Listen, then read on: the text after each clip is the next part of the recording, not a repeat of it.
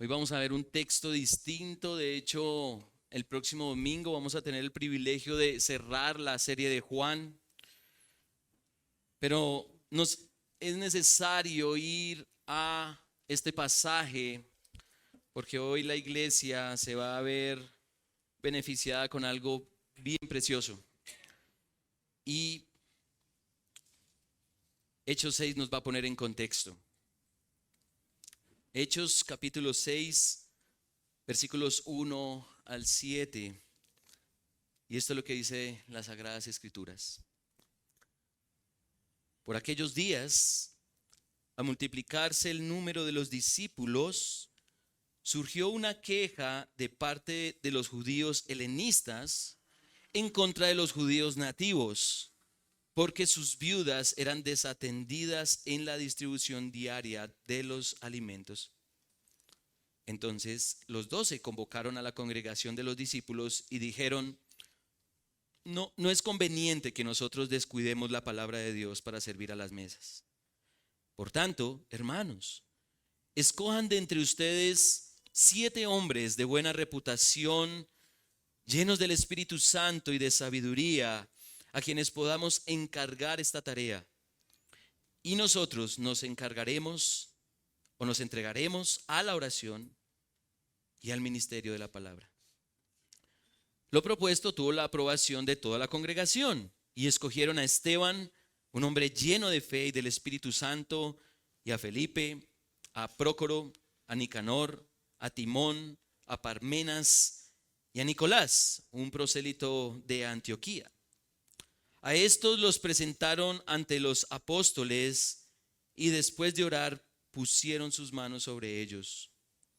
Y la palabra de Dios crecía y el número de los discípulos se multiplicaba en gran manera en Jerusalén, y muchos de los sacerdotes obedecían a la fe. El Señor bendiga su palabra. Quiero ponerlos un poco en contexto. Quizás es familiar lo que está sucediendo aquí en el libro de Hechos, pero si ustedes han tenido la oportunidad de leer este libro, vemos que Hechos comienza con un suceso asombroso ya decretado por nuestro Señor Jesucristo, de que vendría el Espíritu Santo sobre su iglesia. Prácticamente Hechos es la oficialización, si me permiten la palabra, del inicio de la iglesia, puesto que Dios ha enviado a su Espíritu prometido, y que por la obra de Jesucristo de muerte y resurrección viene sobre los creyentes. ¿Para qué? Para que ahora estos creyentes puedan continuar una demanda maravillosa, y que de hecho por ese hecho, valga la redundancia, es que estamos aquí reunidos, y es la gran comisión. Mateo 28, 18.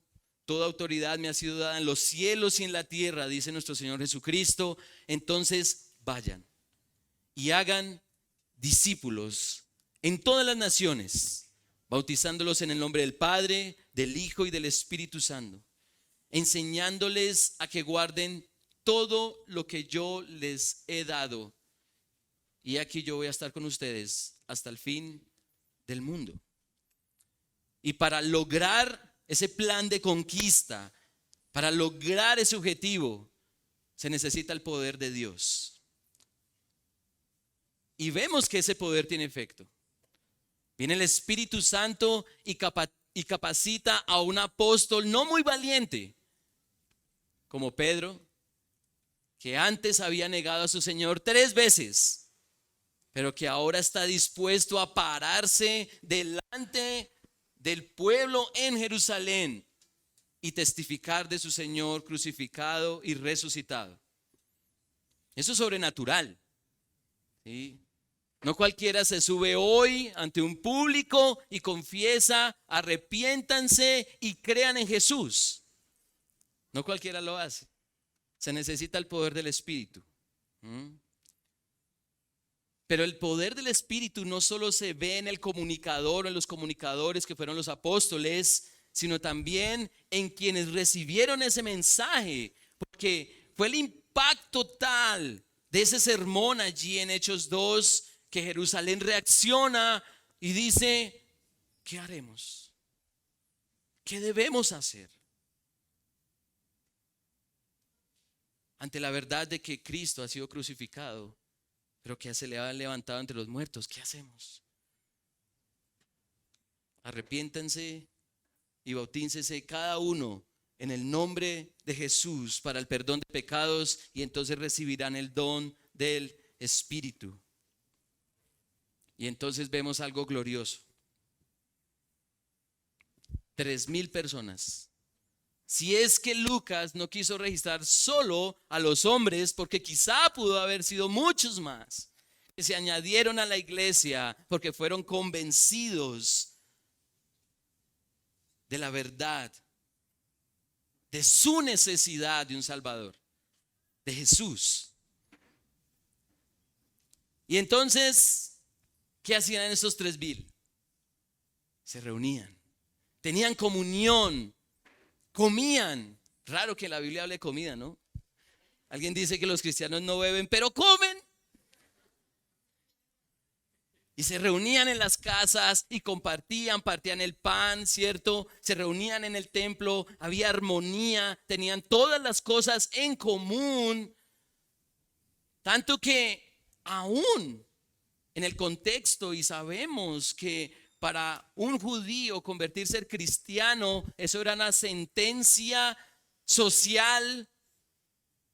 Y entonces hasta de sus trabajos los expulsaban por ser cristianos. Y entonces el amor y la armonía de esos creyentes llevaban a que tuvieran todas las cosas en común. Tanto que algunos hermanos hacían un esfuerzo maravilloso y amoroso por sustentar a otros, de manera que nada le faltara a nadie. Y entonces los apóstoles siguen predicando el evangelio y ahora se paran enfrente de los líderes religiosos de Jerusalén ante el reproche, porque estos hombres le decían, ya les hemos dicho que no prediquen más en ese nombre, en el nombre de Jesús, no lo hagan más. Y entonces vienen los apóstoles con una declaración poderosa al decir, debemos obedecer primero a Dios antes que a los hombres. Y entonces ya no son 3,000, ahora son 5,000. Y la iglesia sigue creciendo en Jerusalén. Y pareciera un panorama deseable, un panorama muy agradecido. Pero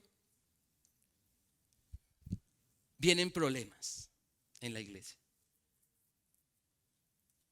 Vienen Ananías y Zafira y le mienten al Espíritu Santo. Es decir, le mienten a Dios. Y entonces, sabiendo que Dios está iniciando su iglesia, Dios toma una determinación. Dios, de filtrar a su iglesia, dándole muerte a estas personas. No solo fueron expulsados, sino que murieron, porque están afectando el propósito de la iglesia. Pero llegamos a Hechos 6 y hay otra dificultad. Y es difícil entender cómo una iglesia floreciente y próspera puede tener dificultades. Es como la luna de miel, ¿no? Todo es amor, todo es armonía. Yo a mi esposa, yo no la veo como pecadora, ¿cierto? Pero entonces la luna, ¿cierto? No siempre está siempre brillante y bonita como la hemos visto en estos días, ¿cierto? A veces ni aparece.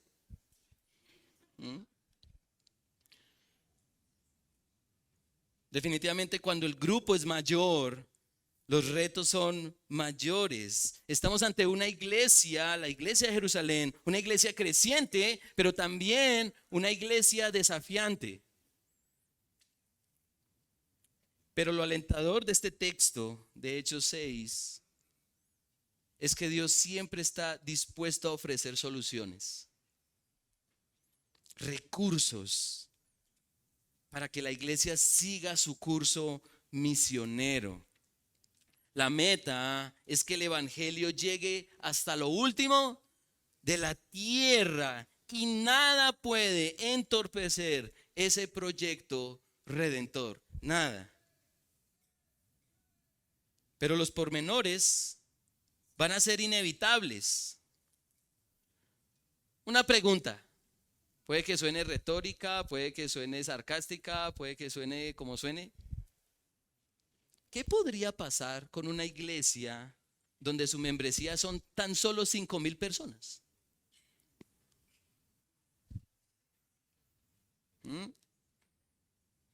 Si aquí en Familia Fiel somos 64 y ya tengo algunas canas, hermano. No, para nada.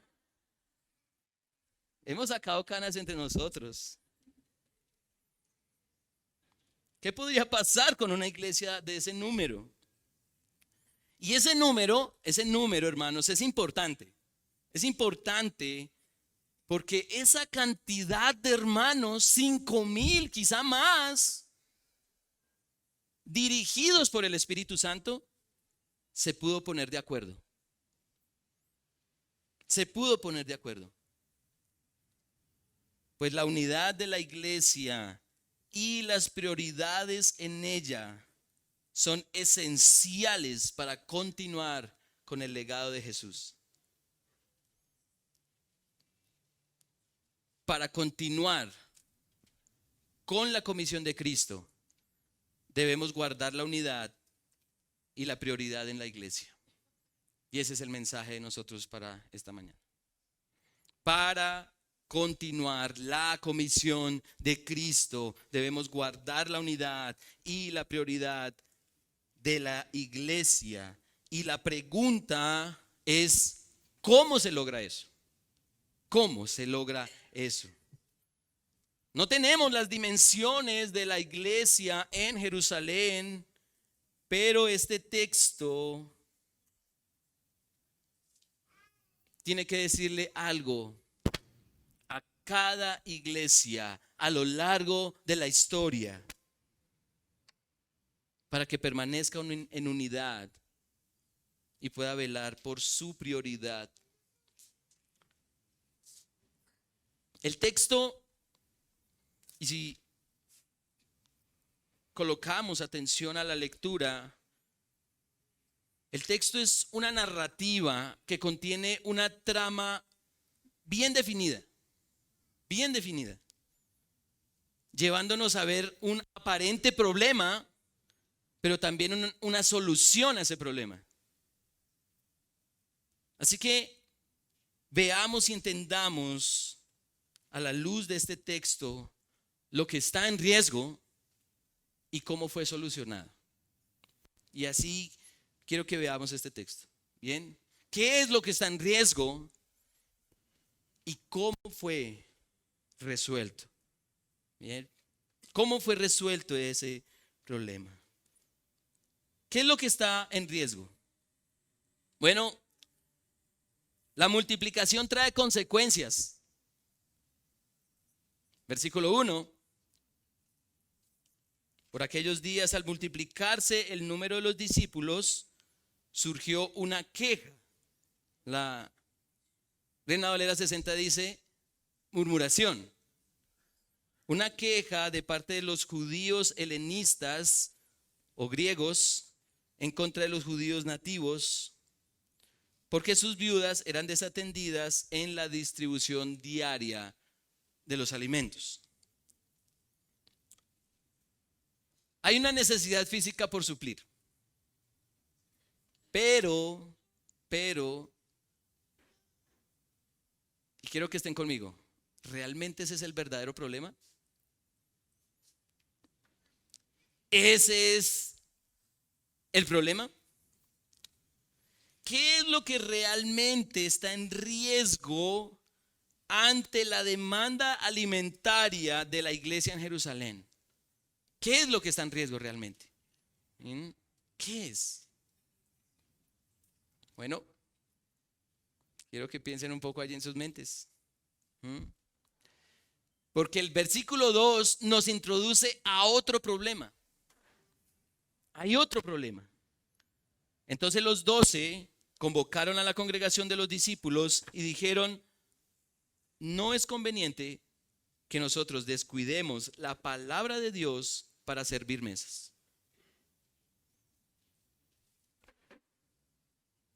¿Qué pasó ahí?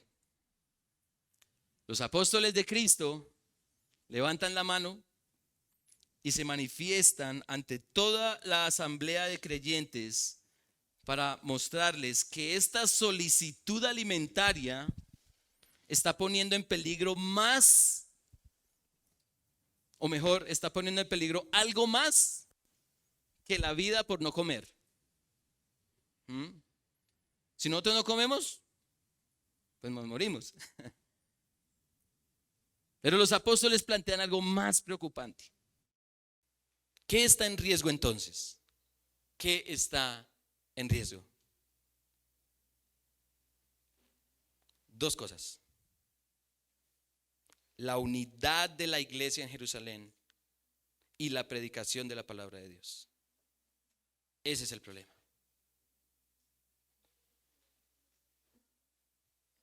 Un asunto logístico y alimentario estaba dividiendo a la iglesia. El término griego para queja, así está en la Biblia de las Américas o Nueva Biblia de las Américas, es gongusmos, que significa literalmente murmuración. Y en eso la Reina Valera 60 es más acertado. Es murmuración.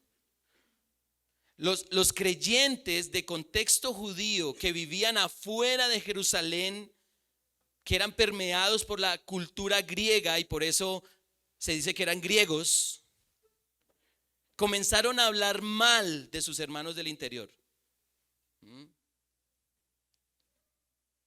La queja no fue de los judíos helenistas a los apóstoles, sino que se levantaron acusaciones hacia sus hermanos nativos. La unidad de la iglesia estaba en riesgo por el chisme, la murmuración. ¿Cómo es que ellos sí reciben y nosotros no? ¿Sí? Esa queja no llegó a los apóstoles. Después fue que se supo. Pero esa murmuración ya estaba circulando allí entre ellos.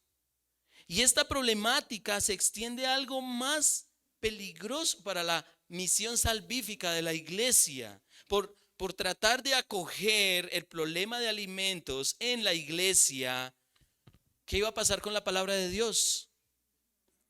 Se iba a descuidar, iba a quedar relegada. Para los apóstoles el problema es descuido.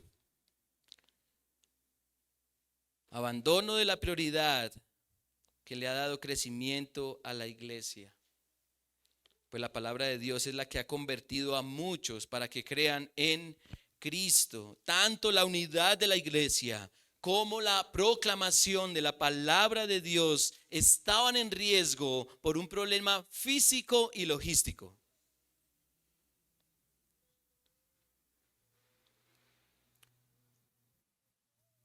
Hay problemas aparentes que tienen inconvenientes más profundos. Un problema físico puede revelar vacíos espirituales.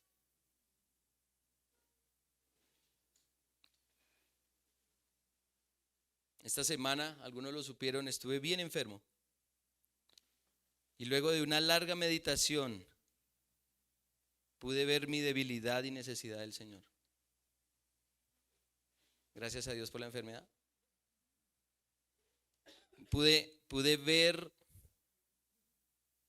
que tenía pensamientos que tenían que ser llevados cautivos a Cristo, como dice Pablo en 2 Corintios.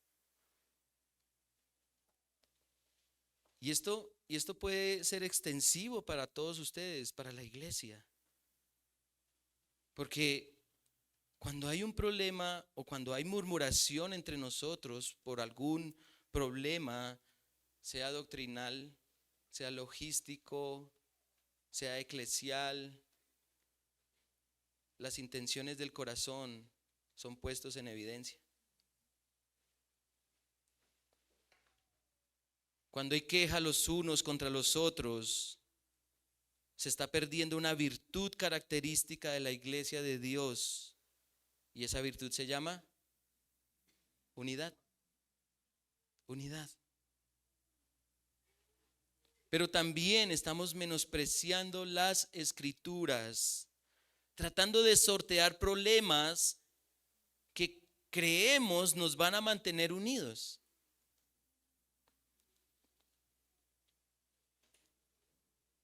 En cierto lugar,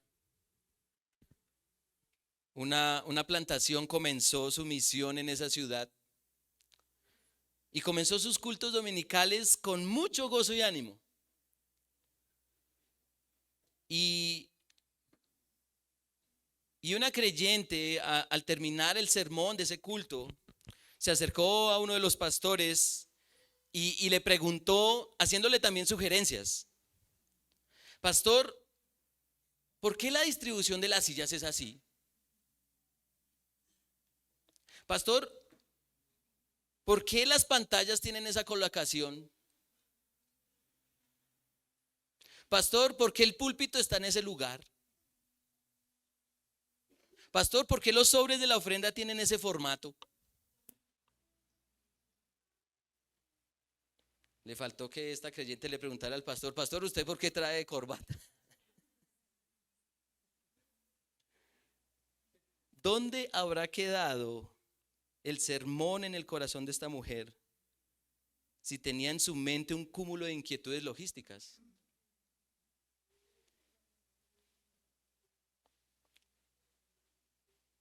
La división de iglesias y el descuido de la palabra de Dios se dan por tratar de cumplir este tipo de demandas que es más común de lo que podemos creer. En mi experiencia ministerial he oído que hay iglesias que se han dividido hasta por el color del piso del salón. Y eso no tiene sentido. Por eso, para continuar con la comisión de Cristo, debemos guardar la unidad y la prioridad de la iglesia. Están en peligro estos fundamentales elementos en la misión redentora de Dios. Así que vemos el problema. Está claro allí el conflicto. El conflicto no es darles de comer a todos. Hay algo más preocupante. Y la pregunta es: ¿cómo se evita ese riesgo? Ya vimos el problema claramente por el texto. Pero ¿cómo se evita? ¿O cómo se puede evitar? Y ese es el segundo punto. ¿Cómo fue que se resolvió esto? ¿Cómo ha sido resuelto? Y la forma en la que la iglesia en Jerusalén resuelve este conflicto no parte de lo físico directamente. Versículo 3. Por tanto, hermanos, escojan de entre ustedes 7 hombres de buena reputación, llenos del Espíritu Santo y de sabiduría, a quienes podamos encargar de esta tarea, y nosotros nos entregaremos a la oración y al ministerio de la palabra. La iglesia en Jerusalén debía proponer algunos hombres con cualificaciones particulares que se encargarían directamente del problema alimentario. Y así los apóstoles estarían encargados de la prioridad. ¿Cuál es la prioridad?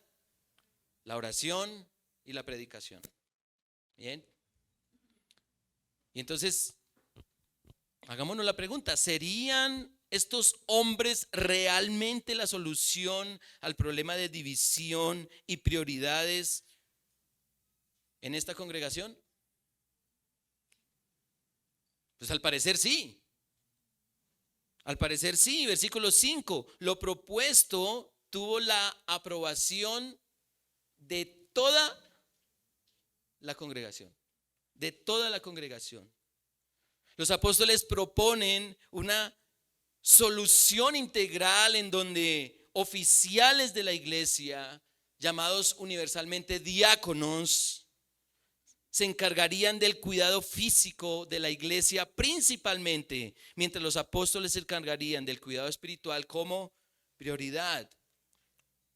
Y lo interesante es que a pesar de la división que se estaba dando en la iglesia, porque esa murmuración ya se estaba dando, a pesar de eso, todavía había sensibilidad espiritual, tanto para aprobar la propuesta apostólica como para escoger a los hombres que se encargarían de la demanda alimentaria.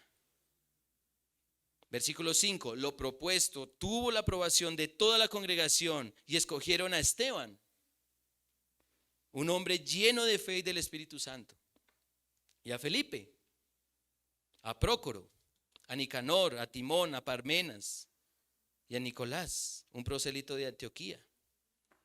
A estos les presentaron ante los apóstoles, o los presentaron ante los apóstoles, y después de orar pusieron sus manos sobre ellos. Pregunta: ¿ustedes saben lo que es poner de acuerdo a 5,000 personas?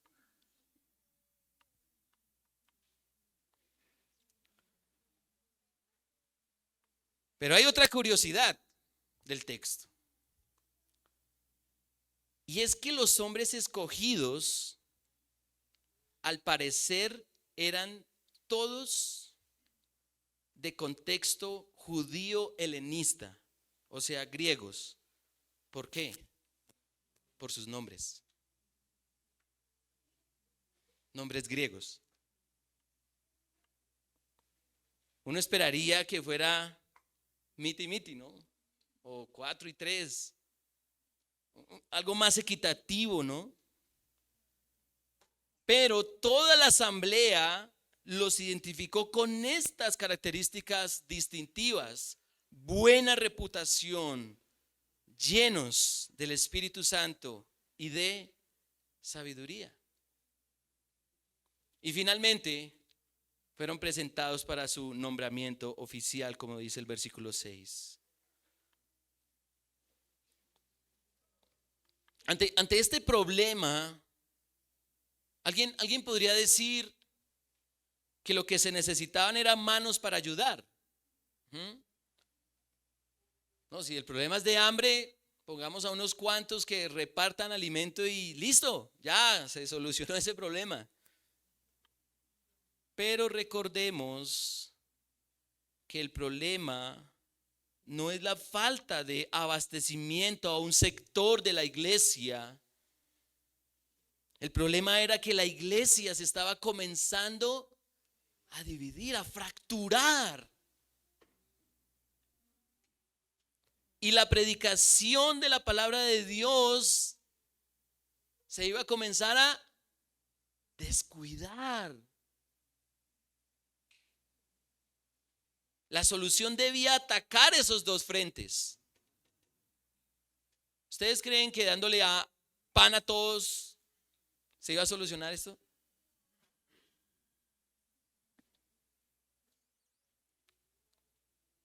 Entonces la pregunta es: ¿cómo estos hombres podían ser la solución?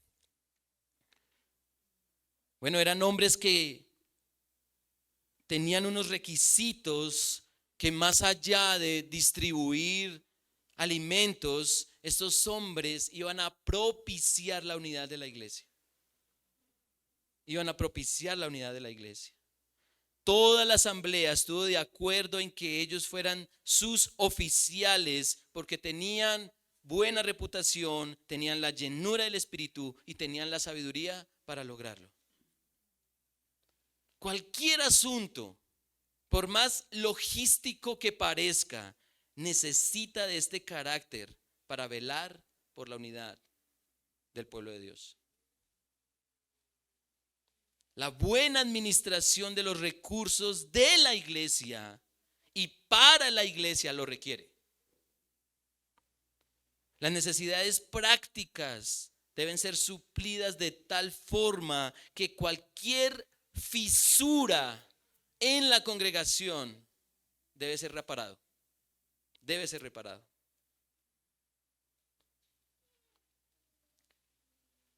Pero aún mejor, estos hombres serían el apoyo que los apóstoles necesitaban para dedicarse a su prioridad, el ministerio de la palabra.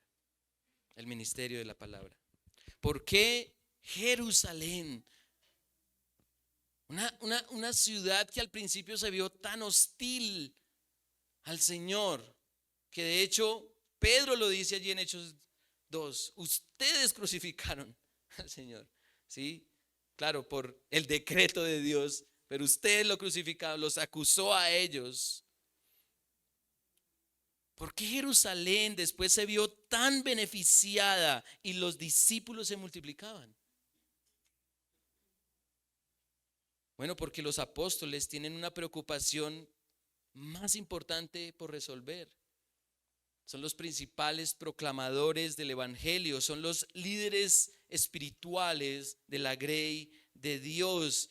¿Y qué sucede? ¿Qué sucede cuando las prioridades se cumplen? ¿Qué sucede? Versículo 7. Y la palabra de Dios crecía y el número de los discípulos se multiplicaba en gran manera en Jerusalén y muchos de los sacerdotes obedecían a la fe. La mayor necesidad por suplir es la necesidad del mensaje de salvación. Jerusalén estaba muerta espiritualmente, muerta. Supuestamente adoraban a Jehová, su Dios.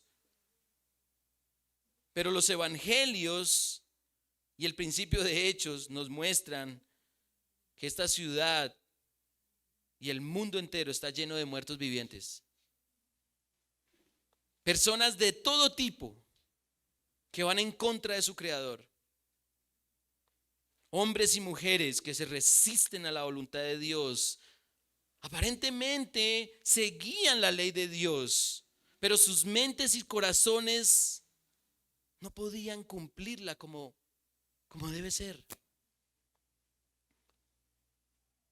Muchos están dispuestos, cualquiera de nosotros estaría dispuesto a hacer lo que sea por un bocado de pan. Pero pocos están dispuestos a ser saciados por siempre.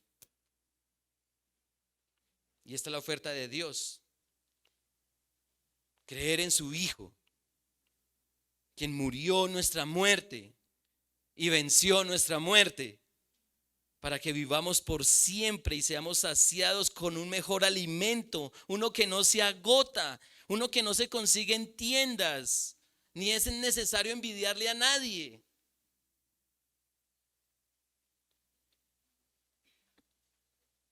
Creo que la mayoría aquí, si no todos, cuando salgamos de aquí, vamos a almorzar. ¿Sí? ¿No van a almorzar? Claro, bien, bien. Bueno, nos vamos a ver saciados, pero luego vamos a volver a tener hambre. Ahora, puede que murmures de otros porque tú no tienes que almorzar, o porque tu almuerzo es un corrientazo y el otro es, mejor dicho, un pescado, ¿cierto?, de 100,000. Imagínense un pescado de 100,000.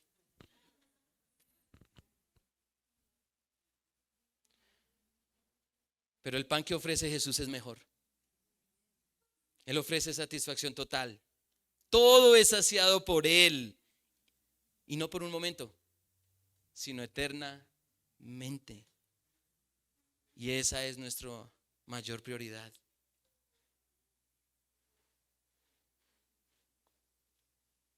Se debe predicar una y otra vez a tantos hambrientos tanto afuera de la iglesia como dentro de ella, con la palabra que salva y le da unidad, una unidad que también testifica de esa salvación. Así que para continuar con la comisión de Cristo, debemos guardar la unidad y la prioridad de la iglesia. Esta iglesia local lleva 15 meses de plantada.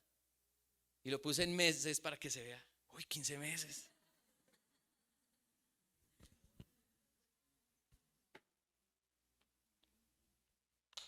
Y esta iglesia ha dado un paso significativo para cumplir con este mensaje. 2 hombres han sido escogidos para fortalecer la unidad entre nosotros y para que los pastores nos concentremos en nuestra labor profética. Jamie Dunlop, un pastor asociado de Capitol Hill Baptist Church, afirma lo siguiente: según el Nuevo Testamento, un diácono es 2 cosas: uno que amortigua los golpes y un siervo. Hermanos, no me miren así lo dice. Los diáconos amortiguan los golpes, siendo los escogidos para preservar la unidad cuando la administración fallida crea fisuras en la iglesia. Los diáconos son siervos, siendo los precursores para manejar las necesidades prácticas de la iglesia, de manera que los pastores puedan dedicarse a dirigir a la iglesia en la oración y el ministerio de la palabra. Ahora, esto no significa que los diáconos no sean comunicadores de la palabra de Dios. De hecho, Hechos nos muestra algo muy distinto. Con Esteban, con Felipe, extraordinarios expositores. Y tampoco significa que los pastores no puedan preocuparse de aspectos prácticos. Pero por el bien de la unidad de la iglesia y la extensión de las buenas noticias de Dios, las prioridades han sido dadas por Él. Las prioridades han sido dadas.